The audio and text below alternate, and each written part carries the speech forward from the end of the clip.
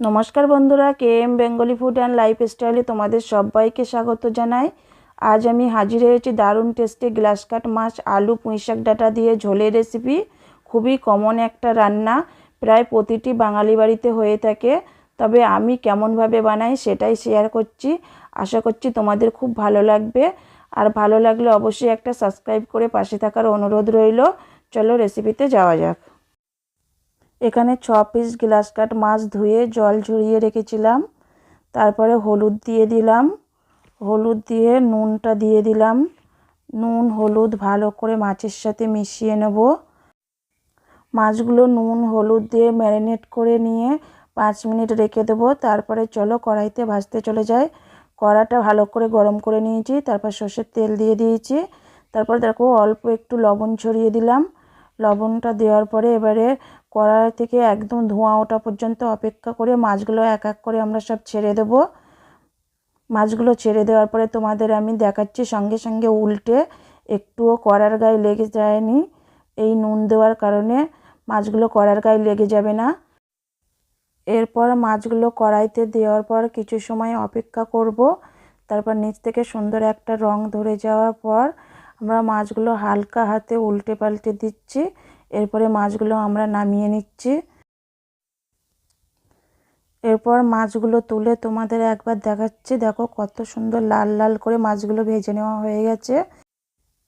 এবার ওই তেলের মধ্যে দুটো মিডিয়াম সাইজের আলু কেটে রেখেছিলাম, সেগুলো ছেড়ে দিচ্ছি। আলুগুলো দাগ দাগ করে ভেজে নিতে হবে, যাতে আলুর গায়ে একটা সুন্দর ক্রিস্পি লেয়ার ধরে যায়। এবার আলুগুলো আমরা দেখো তুলে নেব। আলুগুলো আমি এখানে 6 মিনিট ধরে ভেজে নিয়েছি। এরপরে দেখো আমি সেই পুঁইশাক ডাঁটাগুলো দিয়ে দিলাম। পুঁইশাক ডাঁটাগুলো দিয়ে একটু হলুদ গুঁড়ো দিয়ে দেবো। হলুদ গুঁড়ো দেওয়ার পরে আমি পুঁইশাক ডাঁটাগুলো ভালো করে নাড়িয়ে চাড়িয়ে নিয়ে এবার এগুলো নামিয়ে নেব। ওই তেলের মধ্যে 1 চামচ তেল দিয়ে তেলটা ভালো করে গরম করে নিচ্ছি। এবার 2টো তেজপাতা, 5টা এলাচ আর 1/2 চামচ জিরের ফোড়ন দিয়ে দিচ্ছি। ফোড়নটা দেওয়ার পরে আমি কয়েক সেকেন্ড ভালো করে নাড়াচাড়া করে নেব, যাতে ফোড়নের সুন্দর ফ্লেভারটা তেলের মধ্যে বেরিয়ে আসে। এরপর 2টো পেঁয়াজ বেটে রেখেছিলাম, সেই পেঁয়াজ বাটাগুলো দিয়ে দেবো। আর পেঁয়াজ বাটাটা দিয়ে আমি পেঁয়াজের কালারটা চেঞ্জ হওয়া পর্যন্ত অপেক্ষা করব। এরপরে 1 চামচ আদা রসুন বাটা দিয়ে দিলাম। তারপর 2 মিনিট লো ফ্লেমে নাড়াচাড়া করছি, যাতে আদা রসুনের কাঁচা গন্ধ চলে যায়। এবার আমি কিছু গুঁড়ো মশলা দিয়ে দেব। প্রথমে লঙ্কার গুঁড়ো দিয়ে দিলাম, তারপরে 1/2 চামচ কাশ্মীরি গুঁড়ো লঙ্কা দিয়ে দিলাম, তারপরে 1/2 চামচ হলুদ গুঁড়ো দিয়ে দিলাম, পরিমাণ মতো লবণ দিয়ে দিলাম, তারপরে 1/2 চামচ ধনে গুঁড়ো দিয়ে দিলাম। দিয়ে মশলাটা সুন্দর করে কষিয়ে নেব। এখানে আমি লো ফ্লেমে মশলাটা কষিয়ে নিচ্ছি, যাতে মশলাটা পুড়ে না যায়।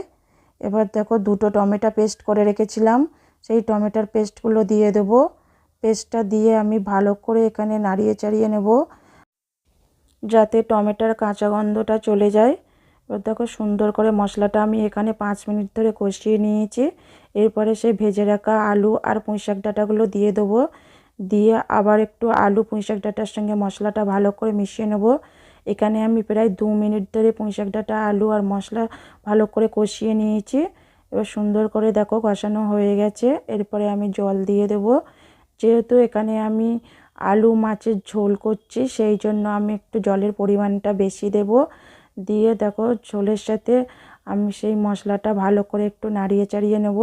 নাড়িয়ে চাড়িয়ে নেওয়ার পর এখানে আমি একটা ঢাকনা দিয়ে 10 মিনিটের জন্য এটা ঢেকে রেখে দেবো। 10 মিনিট পরে আমি ফিরে আসছি। 10 মিনিট হয়ে গেছে, দেখো ঢাকনা খুলে দেখাচ্ছি আলুটা সুন্দরভাবে সুসিদ্ধ হয়ে গেছে। এরপর দেখো গ্রেভিটা সুন্দর বসা বসা হয়ে এসছে। এরপরে ভেজে রাখা মাছগুলো আমি এক এক করে ঝোলে ছেড়ে দেব। এবারে মাছটা ভালো করে ঝোলের সাথে একটু নাড়িয়ে চাড়িয়ে নেব। ঝোলের সাথে মাছটা আমি 2 মিনিট ফুটতে দেব। আর দেখো 2 মিনিট ফুটে আমি তোমাদের দেখাচ্ছি এটা কত সুন্দর হয়েছে। আর দেখো আমাদের এখানে গ্লাস কাপ মাছ আর পুঁইশাক ডাঁটা আলু দিয়ে মাছের ঝোল রেডি হয়ে গেছে। আর দেখো দেখতে কত সুন্দর হয়েছে, কত লোভনীয় হয়েছে, আর এটা খেতেও খুব সুন্দর হয়। যদি এই রেসিপিটা ভালো লাগে তাহলে অবশ্যই লাইক কমেন্ট শেয়ার এবং সাবস্ক্রাইব করতে ভুলবে না। সুস্থ থাকবে, ভালো থাকবে, দেখা হচ্ছে পরের কোনো ভিডিওতে। Bye bye.